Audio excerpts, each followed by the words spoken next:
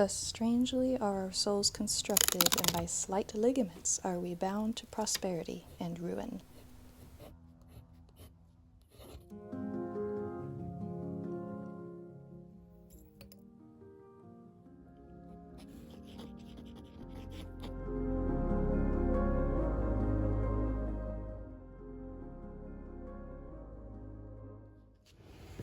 Hi friends, today we are making Frankenstein 2.0 in my art journal. This first one I made was one of the very first YouTube videos I ever made, and it's still one of my most favorite pages I've ever made, which is why I haven't sold it yet. I love it. And it features the quote from Frankenstein, "I am fearless and therefore powerful," featuring Mary Shelley, the author herself.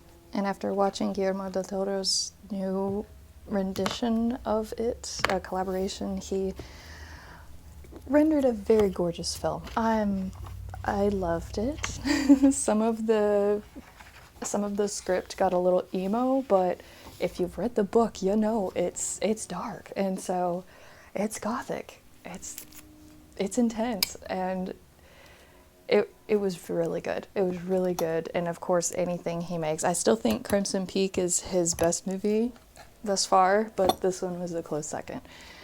And what I love the most is that he actually focused on the creatures side of the story. So many renderings of Mary Shelley's work only focuses on Victor, the scientist who,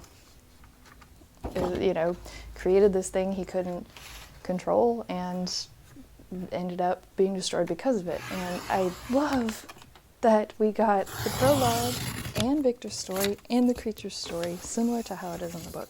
Now, I am going to talk about Mary Shelley and her lore because I don't want to spoil anybody who hasn't read it or wants to watch the movie. And I might allude to the story, of course, a few times, but hopefully it'll be more of broader themes because I want to focus on this 19-year-old girl who wrote this story herself in the early 1800s. Because I love reading about history and individuals in history, because not only does it show that humans have been messy since forever. We like to think back and think of, oh, it was such a refined time. It was the Enlightenment. All of these people were just so reasonable, and there's I don't know if this is the same for you, but for me, thinking about people in the past is, I get caught up in they had their ducks in a row. They had things figured out. They were more sophisticated. They had, they were more, I don't know. I feel infantile compared to a lot of our ancestors, and perhaps that is just because of the things I've read of others and lofty ideas, and that plays into Mary Shelley's work in Frankenstein, in her criticism of society, and I just really love that. But I wanted to learn about her specifically because I've been a 19-year-old girl, and I certainly had some wild dreams and but I wanted to know about this brain of hers and her life experiences that would produce something like this in the time period we're talking about. It's not that far-fetched that a younger woman would create a gothic story. If y'all have read Wuthering Heights, y'all know that that messy relationships and everything else did fully exist back then.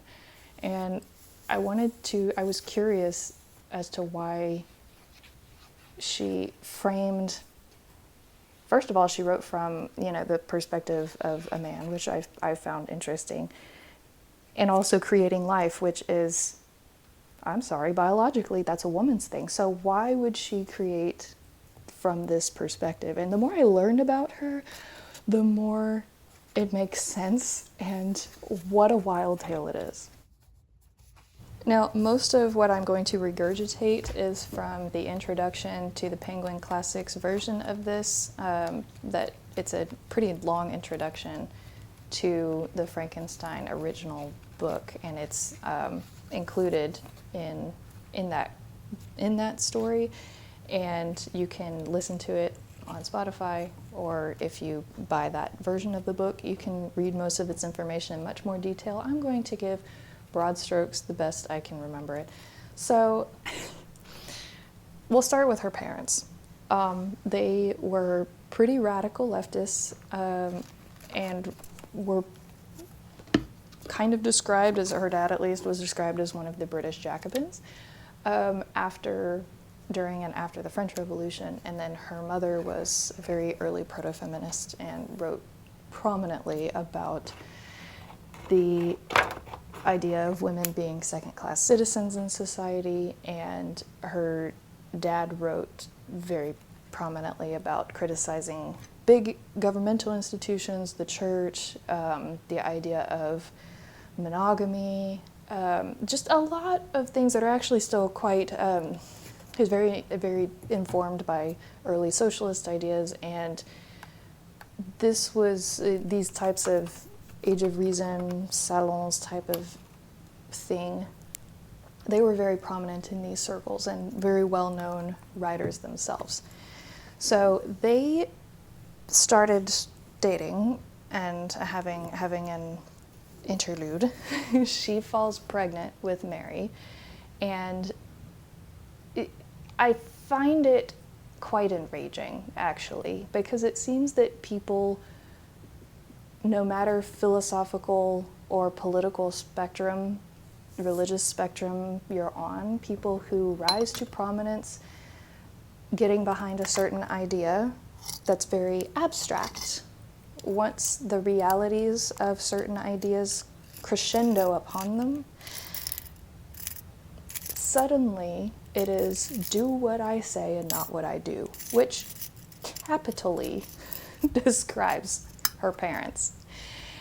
And so her father writes that, he would never enter into the chains of matrimony under the guise of religious reasons or societal reasons or this or that or this or that. He would never submit himself to being chained in matrimony. However, and then he changed those ideas real quickly after he got her mom pregnant and was like, oh, well, I'm only bound by the love I have for this woman, and that's the only reason I'm getting married. Like, why else would a person get married? But maybe that is a modernist idea that I don't quite understand. Like, why else? Of course you want to. Anyway, so this is our first example of a very strongly formed idea that Mary probably grew up around. So after she gives birth, she has a retained placenta and dies of puerperal infection, a uterine infection. And Mary is a baby. Her father also very strongly detests the idea of state-run schools or religious-run schools, and thinks that parents should raise their children in the reasonable way and blah, blah, blah, blah, blah. But then he starts shopping for a new wife to raise children, her and her sister, who was the love child of his late wife and somebody else. And so he decides that, oh, well, I'm going to find a wife to raise and take care of these kids because I just don't possess the ability to bridge an adult and an infant mind. He does eventually remarry, and Mary is quite shunned by her stepmother, as she's this reminder that her husband is still madly in love with her past mother, and to the point where he wanted to be buried with her mother and not his wife of 35 years, but that's a whole nother thing. So growing up in these conditions, I imagine, was quite fraught. And then continuing these themes of being brought up in a place where she is constantly hearing, overhearing philosophical conversations. She's exposed to some great writers and thinkers and poets and all these very important people of that time period. Eventually falls in love with Percy Shelley, who is also married to somebody else, a lady named Harriet. They run off together, flee to the continent, to France, after meeting in the Highlands of Scotland. And she has her first child, who dies very shortly after being born. And she is, of course, distraught.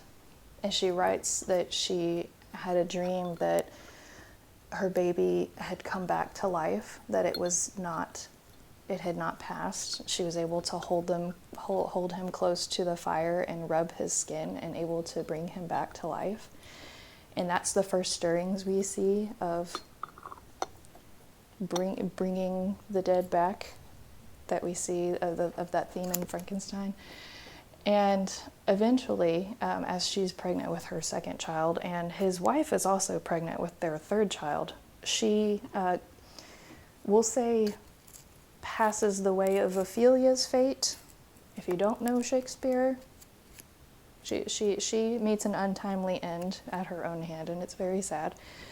But now all of a sudden he's free to marry Mary Shelley, and does so very shortly, within a few days of his late wife being buried. And so they live together. Their second child does live to about the age of 3, and then they ended up having 4 children, and only one of them survived to adulthood, which is so very, as a mother, I can't imagine how intense that would be. So she is no stranger to the concept of afterlife, and frankly of the underworld. And this is something obviously that we can see in her writing. But she had experienced this early passing of her child and had this dream. And then they had traveled after some time and were in the Swiss Alps, just enjoying vacation. But it had rained a lot, and she and her husband, Lord Byron, and her sister Claire had all started a game of, because they were locked inside because the weather was bad, had started a game of who could come up with the best ghost story. And it spanned several days, and she writes that she's so frustrated that both of the men had started, ideas of their own, and her sister was not much of a creative person, but, kind of, she wasn't really playing, we'll say that. And then Mary was frustrated, nothing was coming to her. And then she had a dream of the monster standing over her bed, which is rendered very well in Del Toro's movie, by the way. I really I think he captured that well, of how she both described her own dream and how she wrote it in the book. And so she starts with this idea of this creature that had been brought back to life through the use of electricity, which she was exposed and over again to all of these people who were harnessing electricity and propelling the Industrial Revolution forward. And she was in all these circles of all of these very prominent scientists. And her criticism of being mindful of creation, of chasing the high of creation so strongly, and then having no plan or idea what you're going to do afterward, is also very, very well illustrated in the movie. And I'm so glad that the script was written the way it was, because it captures that feeling of the book very well.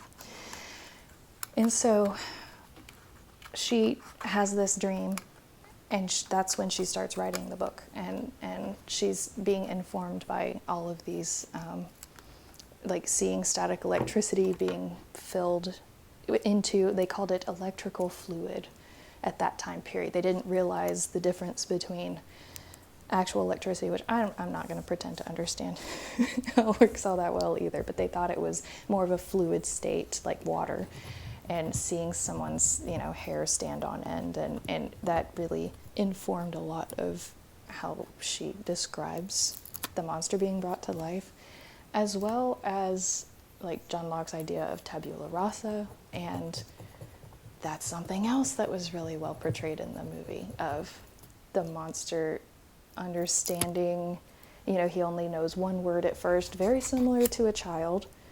Victor, I got frustrated watching Victor in the movie because he has a couple of days of trying to teach this creature he's created things and gets so frustrated and is ready to literally burn everything down, including the monster in it, because he's not learning fast enough. And it's like, you don't have the patience for a child.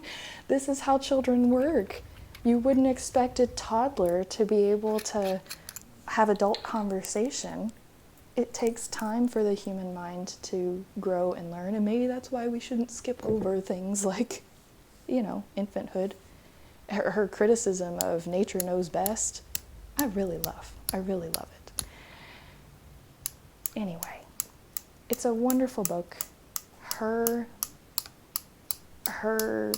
story itself is quite incredible, and I am rereading Frankenstein at the moment, and now I want to read a full biography on her life because just this introduction was fascinating.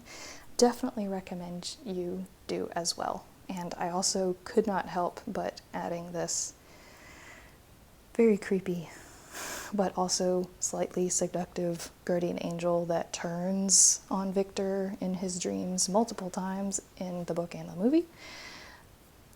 I couldn't help adding her. So anyway, I will leave you there. I hope you enjoyed this. If you like art journaling content, feel free to follow, subscribe, and like the video so you can see more. I post every Sunday. Thank you so much for being here. And if you've seen the movie or read the book, please leave me your thoughts in the comments, and leave me a beaker or something, an emoji if you don't have any commentary for me in the comments, so I know you made it to the end. Thank you so much for being here, friends. Bye.